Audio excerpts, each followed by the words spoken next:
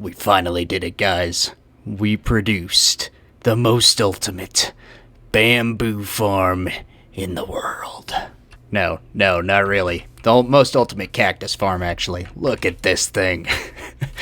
So, in between episodes, in our last episode, I actually had built this up to, like, Y212. And, yeah, as you can see, I've been a little bit busy. We're all the way up here at Y316. We're a mere 4 blocks away from the build limit of the world, which gives me just enough room to fit a building over these 2 farms. And, oh man, they are gargantuan. Yep, you can see everything down at the bottom. You can even see my house from here, but, you know, it's pretty cool, pretty neat. A nice little addition to the world that we've got going on here. My only complaint is that it looks slightly out of place with these massive towers next to all these really short builds. But hopefully that will all be changing soon, because we are going to be housing the gold farm in a pretty amazing cathedral once I get all the resources. But to get all those resources, we need farms. And lots of farms we'll need. It's going to take tons of basalt. It's going to take tons of nether quartz. Lots of blackstone. Piglin trading would be optimum. Basalt farm would also be optimum to get installed. Not only that, but the design I've got in mind uses a lot of terracotta. Now, I may switch that out for copper in the future. I don't know. It just depends on how it looks with the color palette that we got going on for the little cathedral that'll be housing this thing. But regardless of that, I would like to find some terracotta around the world. Now, as you can probably tell, since the last episode, you know, all of our cactus, it grows up inside of the farm, it breaks off, it gets washed down to the central block there, falls to an auto dropper, and gets dispensed over this way, where it goes up and into our storage. Now, the first thing that it starts running into is this chest right here, which you can see we've got a decent amount of cactus, and I believe it's actually keeping up and maybe even producing more. Yeah, it is producing more than we can smelt at a time, which is pretty cool. But I've also added these 2 levers on front, because the design is that these will be smelting at all times. These are our fuel input chests right here, and right now I'm using blocks of coal as the fuel, so these, I believe each block of coal can smelt 100 blocks? I don't know. Don't quote me on that. I think that's how it works, though. But so yeah, essentially, if this chest and the 2 hoppers behind the chest get all the way filled up, then this will no longer have anything to output into, so this will be the last 64 slot of cactus green that could end up in here, and then essentially the system will back up. Eventually this chest will fill up, the hoppers behind it will fill up, and then it starts trickling into this storage system, which I have a few cactus in. I think I had just pulled those out. I really needed them to build the farm. There was a lot of layers on there. In fact, there is 61 layers in each of the towers. So we have 122, is that right? Is my math right there? Yeah, sure is. 122 layers in both of the cactus farms up there. So really cool. But the reason that I put these levers on the front is because if I would like to, say I want to repair my shovel, we could just kind of flick the levers. That powers the furnace, which locks our hopper right here, not allowing it to accept any more item, and then we should be able to just pull out some of the cactus green and get the experience. So yeah, with those 4 furnaces, we fully mended up my shovel and all of the armor that I had on. So yeah, pretty cool. And I had already had to pull out of here once before, so that is really doing some work for us. Now, I do have a couple of markers, these deep slate markers, and that is for the building that goes around each of these farms. And it is going to be skyscrapers, obviously, but cool ones. Cool ones that I had designed and built a long time ago. But my design for each of these towers actually takes a lot of, you guessed it, terracotta. Lots and lots and lots of terracotta. And since I've yet to find a mesa biome, I believe one thing that would be beneficial for us is to perhaps go exploring a little bit. And so I do have some ender chests on me, which is good, because those Yeah, I've got a lot of stuff in here. That lodestone compass up at the top actually is linked up to my starter house over there. So just in case we get lost, it's not too big of a deal. But I think that I want to do a little bit of exploring with you guys, and I have purposely waited for this moment. I have not went at all in this direction, just so that we can kind of see what's out there in the 118 terrain. So hopefully we can get to that soon, and perhaps even find a bit of a mesa biome. And look at that. We're barely out of sight. I bet if I turned up my render distance, we would be still in sight of our town. It's just right over here. I mean, I barely even used any rockets. There's the Cactus Farm rendering into distance.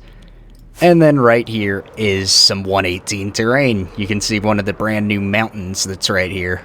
And apparently where they tried to do some biome blending, but swamps probably shouldn't be next to frozen tundras. Oh yeah, this just looks a little bit funky, man. Look at this. What is this?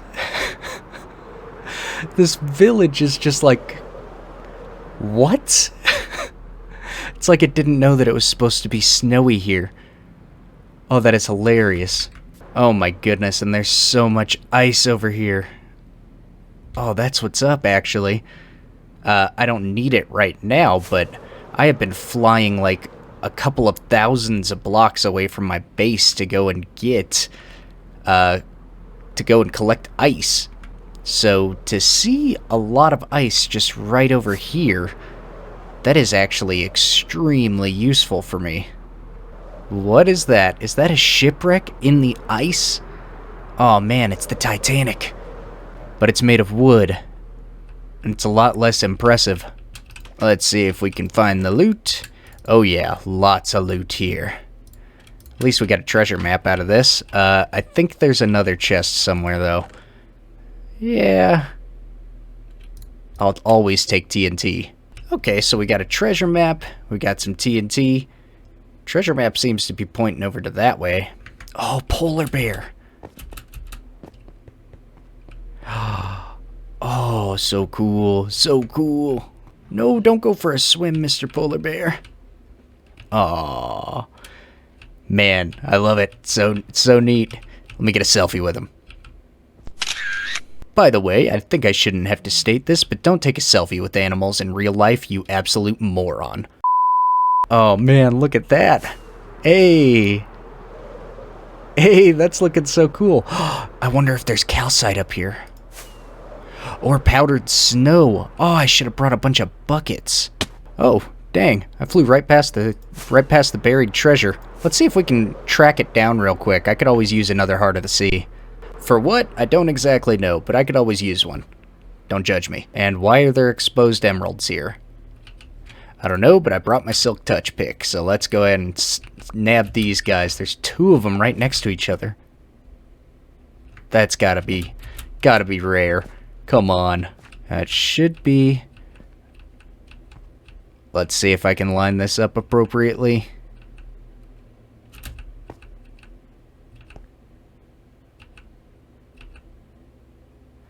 I think it should be like right around here. Let's take the Silk Touch off the hotbar and... Yup. Dug straight down to it. Nice. Oh, lots of goodies in here. I'll even take the name tag. Nice. Lots of polar bears. I think these are some cubs, aren't they? Yeah. Some cubs around. Oh, is that gonna make your mommy mad? Is that gonna make your mommy mad? Oh, yep. Well, you shouldn't have came over at me. Well, seeing all of this ice is really reminding me a little bit of a story. So if you guys don't mind, I think we're going to have a little story time with Rob. But look at those cliff faces first. Look at them. They're beautiful. Oh my goodness. That's pretty cool. How high up is this terrain? 134? That's good. I think that it can get up way taller than this, though, can't it? Can't it go into the 200s or something like that? Yeah, I don't know. I know if I'm looking for a hot biome, I should really be going in the other direction, but, just can't help myself. I gotta just fly around and check it out. And like I said, share that one story that this had reminded me of, if I'll quit getting so distracted by everything. So I had worked at this place for a while. As some of you may know, I'm a welder and a fabricator, which pretty much means that I read blueprints and build whatever the picture is. I make whatever the picture is on the blueprint into reality with metal. So I was working at a place where we did a lot of pipe fabrication, and I had walked between two buildings. I live in Colorado. So whenever I had walked between these two buildings, there was an outdoor transition, like a hallway area.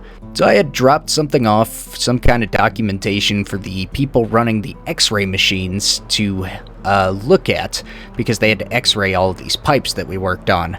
So as I was going from the x-ray building back to the fabrication shop, something rather bizarre had happened to me. And you gotta remember that this is Colorado. It's like in the middle of winter. It is so cold, very icy out, stuff like that. And at this particular location that I had worked, we were all forced to wear hard hats. We had to wear them.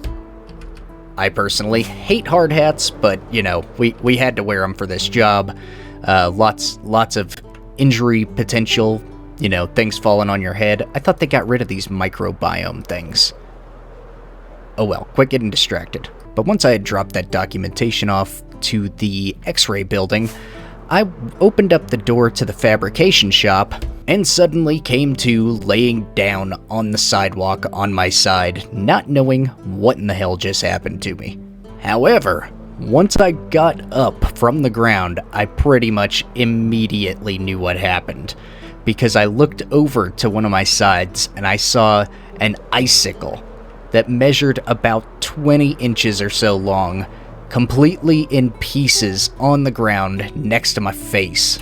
And so apparently what must have happened was I opened up that door to go back to the fab shop, and there must have been a massive icicle hanging off of the gutter system up at the top. And well, once that door was jerked open, you know what happened. That thing fell and crashed right into the top of my hard hat and pretty much rendered me unconscious for about a second or two. Not long, but it knocked me clean out. But so yeah, little word of warning to anybody who lives in a cold area. If you find yourself nestled in one of those cold biomes, just be sure to to watch out. Watch out for the falling icicles. If I wasn't wearing a hard hat that day, I'm sure that it would have ended my life, and that is not a joke at all. Oh man, new cave, let's go! Man, my jetpack's at nearly half durability already. I guess I'm gonna need to get the lodestone compass out and probably head home and fix up my elytra. But then we can head off in a different direction, because I need to find a mesa. I need to find one today.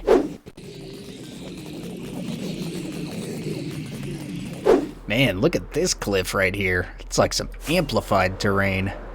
Really cool. Okay, I saw this little cave right here, and there's too many exposed minecarts for me to not at least check it out.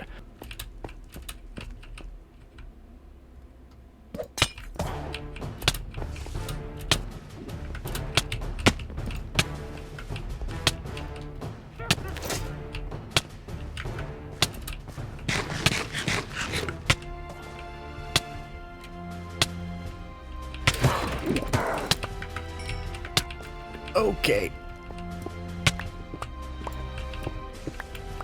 Too close for comfort. Box in.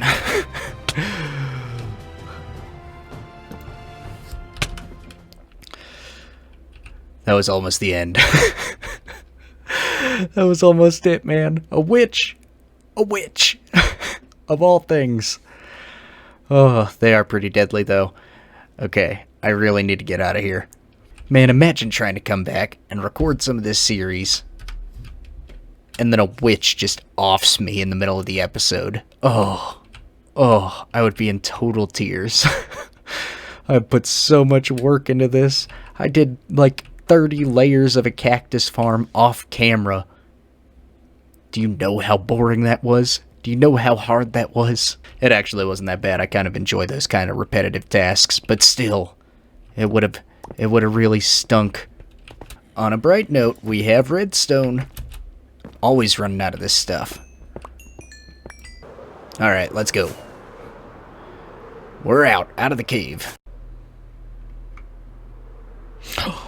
Oh, nice. Found one. Oh, man. It took so long. But it looks like it was all worth it in the end. Dang, this is so cool. Oh, I've never actually seen one of these, like, mesa areas. It's so nice. Dude, look at those peaks up there. Let's go ahead and check them out real quick. I'm getting kind of low on elytra durability, but... oh, it is what it is. These are way up there, dude.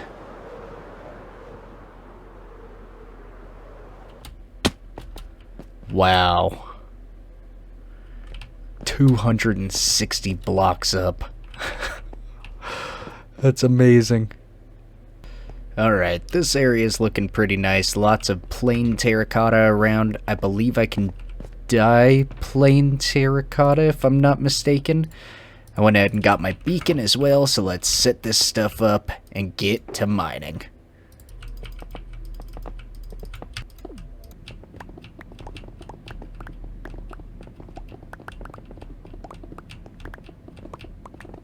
Oh man, I am back from mining a ton of terracotta, and we got a lot of it. Like 4 full shulker boxes of terracotta. So yeah, that'll be good for some future projects down the line. Mostly, you know, skinning up these 2 skyscrapers will be pretty good with the vast amount of terracotta that we got. And possibly parts of the roof of the cathedral that we're going to be doing. Like I said, though, I haven't decided if I'm going to be switching that out to copper or not. It would be an awfully big flex to have it all copper, wouldn't it? I mean, for real, though. I think it would look pretty awesome, too. But now I got something that I'd like to do for the rest of this episode, and I've actually never built one of these farms that I'm trying to build here, so it should be a pretty interesting learning experience for us, or for me at least. Does the redstone go in the middle? No, it goes on the bottom. Alright, cool. Stack of pistons. So I'm thinking right in this area here, perhaps? Let me actually fly up and see if there's a better spot for it. Yeah, that spot's okay, but it might be a little cramped in there. You know what? I think I might put it back over here, kind of behind the bee farm. That might be the next spot that we expand to, because I think if it's right here, it might get a little bit too cramped. Like, we're already going to have the cathedral right up against one side of the bee farm.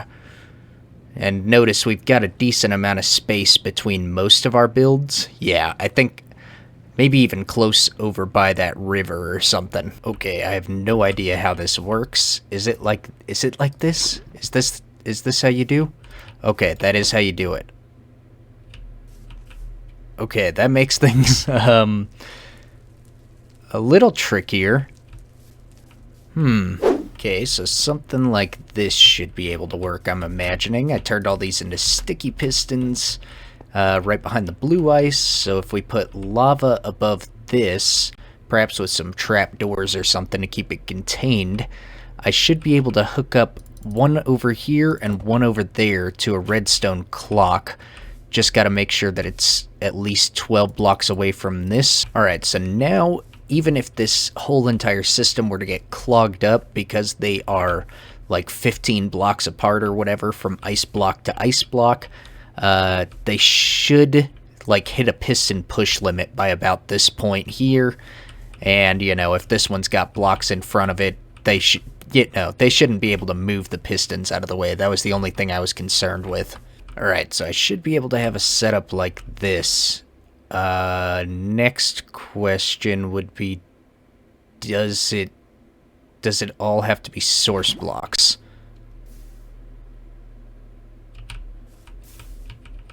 Okay, I guess the answer to that is no. But in all honesty, I was just curious. I've got plenty of lava to fill this up with lava source blocks, so I'm gonna do it for aesthetic purposes. Alright, so now I've got this part all set up. Let's go ahead and place a floor down on this, just so we can avoid as much spillage as possible, like going underneath the platforms here, and you'll see why in just a moment. Alright, so we got some hoppers running into this barrel here, and let's just test it and make sure I put them all in the right way. Yep. Alright, good. So, yeah. That should collect all of our basalt. It will push all the way over here, and I'll just be able to kind of stand here and mine in a straight line, because our reach is 5 blocks, I believe. Yeah, no. Can't mine a 6th block. But I can reach 5 at a time, so that's good. Alright, so down underneath the farm, I've dug out this little area here, and I think that the way I'm going to be wiring this up will be torches like that on both sides, and the torches will be powering these blocks right up here. And if we go ahead and pop outside and take a look, we will go ahead and place torches right here as well, and that'll be underneath our pistons. That way we can have it kind of concealed in there, looking pretty nice. Oh no! Oh, dude. What the hell? Where was even a creeper at? Alright, so I think that this is how I want to set it up right here. I want to have the redstone lamps on both sides right there, and the button just directly on top of the face of the barrel. And it doesn't get too much in the way. It's pretty easy to hit anywhere else on the barrel right there. So I'm pretty satisfied with that. Or do I want it one back? Oh, the choices. Yeah, let's do that. We'll put it one back. Okay, so we're going to want something like this. So this dropper shoots into this one, which is facing up, shooting into this dropper here. And then if I place a hopper facing down into that one, that should be a finished T flip-flop. So then I should be able to place a piece of redstone dust here, and a block underneath that with a repeater there, and then we can have a comparator output from this block there. Yeah, so if we hit the button once, we get the redstone signal if we've got an item inside of one of those droppers, and then if we hit the button a second time, it powers both of these droppers at the same time. But since this has nothing in it and it gets powered first, then this one shoots the item in here, and that completes our little cycle. So pretty much first press will shoot the item up and over into the hopper, allowing it to flow down here, and then the second press will just put the item back into this dropper. Alright, so phase 2 is complete. Now I have got this thing wired up to where if this comparator is putting out a redstone signal, then it'll power this block here, which will power the redstone all the way over here and turn off our light. So now pretty much we just have to get it to where this is in the off status. So we'll just need to get another redstone torch going. Just like that. So now all we have to do is set up some sort of etho hopper clock here. Alright, so putting something together like this, we've got two hoppers facing into each other, comparators leading out of those two hoppers like that. That'll lead into blocks with redstone dust on top. And I took out this redstone torch because I realized that whenever this is powered, we want this to be powered so that our lights will turn off. Because you can see this is off right now, so these are on. So this system needs to be unlocked so it's allowed to run. So now we'll place our pistons like this and like this, with the redstone block on the face of one of them. And I'm going to put, I don't know, five dirt in there. And that should allow the system to run. Very nice. Now all we got to do is take our signal and hook it up to these blocks up here. So something kind of like this, I think, should do the trick. Yeah, that sounds like it's working flawlessly. Alright, so now we've got that all hooked up. Oh, but what's going on here? Why are these flashing? Oh, it's powering this here. Okay, that's actually an easy fix, because all we need to do is swap this out, put the repeaters here and here, and then the redstone dust can go in these two places. So this comparator will still be able to send a pulse to, or a signal to this block. It'll only have a signal strength of 1, but that will be able to power this redstone and this redstone, sending it all the way around, but it won't be affected by this. So yeah, that's perfect. So now I guess we're good to do our first test run of this, as long as there's no creepers around. We'll stand here and just mine, and probably it would be best if I could set up some form of haste beacon. Alright, so I am in the process of moving this all down one. Essentially what we had was this was up 1 block higher, which meant that the hopper that goes right here was actually underneath one of these and pulling out items. So yeah, I'm kind of stupid for that, but oh well. Is what it is. Learning experience. So now to keep everything consistent, I'm having to kind of rewire this in a bit of a janky setup, so we'll go like that. Instead, we'll have repeaters right here, and a little bit more redstone here, and that should be the problem solved, I'm assuming. So once we put our half slab back in there, or whatever item we wanted to use, this should be our new setup that will work. Alright, I am curious of one little thing though. Is there anything I can do to make this quicker? Okay, so I put in an observer clock that is right next to this lava, and I'm wondering if it'll do the same kind of thing that's going on with that lava over there. How I have an observer clock that runs under it. It's like lava ticking. I don't remember exactly what that's called. But let's see if this is any quicker. Okay, let's see. Is this gonna work? I've got it like 1 item in the hopper clock. Okay, that is like amazing. This is going way faster than it was. Okay, and then if I hit this button, does it all stop? Yes, it all stops. So, okay, this is really nice. And as you can see, we got tons and tons of basalt in there. It's still funneling in. Still got all my redstone torches over here. How about over here? Oh, I don't know why this is happening. Why is a torch breaking off? And it's like getting totally destroyed too, so, Okay, so if I wire it up something like this, we have this running to the torch, which runs to the torch again right up here, and that'll leave that unpowered. Then if I come up here, do a quick creeper check, I should be able to go ahead and pop all of the redstone up here and have it not be powered up there. Yeah, that works. Okay, so we got that wired up on both sides, just with a single repeater and a bunch of redstone behind all the pistons. Well, I would say that this is one farm that has been thoroughly checked off the list. We do not need any more basalt from this point forwards.